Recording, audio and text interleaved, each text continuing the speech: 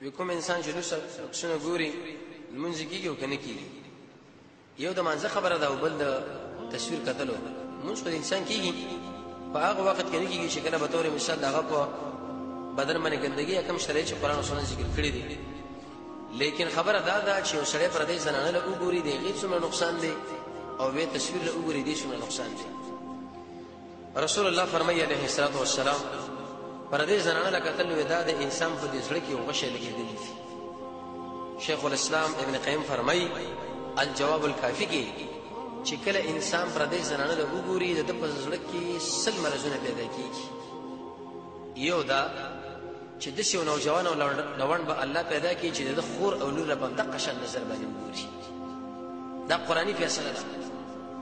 اثر کې راځي امام احمد کتاب الزهد کې نقل کړی دی امام قرطبي خپل تفسیر کې یو سړی پر دې زنانه الله سورغت کې وروي کاته کورو دي کاته ستا د خور او خزله به د شیو ځوان پیدا کیږي چې هغه ورته په دقه نظر باندې وګوري دلیل پیدا دی امام ابو شرح المالکی واقع ذکر کړی د سورې بنی اسرائیل د روایت په تشریح ولا تقرب الزنا غالبا د شاهد هغه په روح المالکی او نشا واقع ذکر کړی دا هغه فرمای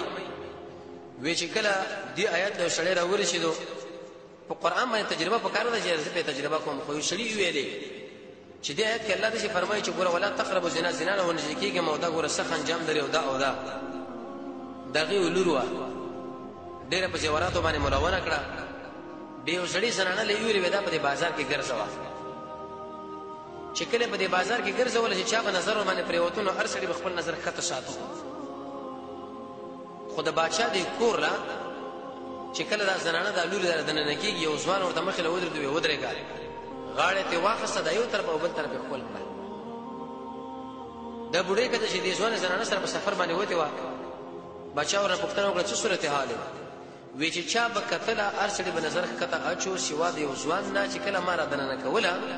غاړه ته واخصه یو طرف او بل طرف خپل کړ وی سره سره په شړا شو وې زماره پر رب العالمین باندې قسم زه چې کله بالغ شوم تر دې وخت پورې ما چرته زنا نه دا کړی خو یو ورځ د ورځونه یو کزه ما غي کې ونی ولا یو طرف او بل طرف باندې مخول کړی وی اق انتقام ما رب العالمین واخص نبی عثیمین دی ابن باز لیکلی دی چې پردې زنانه د قتل دا ګناه ده لیکن دغه تصویر لا قتل ا قتل کې چې کومه ګناه ده پر تصویر کې څو چنده زیاته ده دلیل پیدا دی چې زنانه د دومره لذت او خوند سره نشه خسرې صرف ورګوري او نظر به کنټرول کې اما تصویر نه دغه کې څه قسمه قسم تصویر څخه خوند اخلي سړي دې زنا دغه نه ډیره زیاته ده اهل الملکلی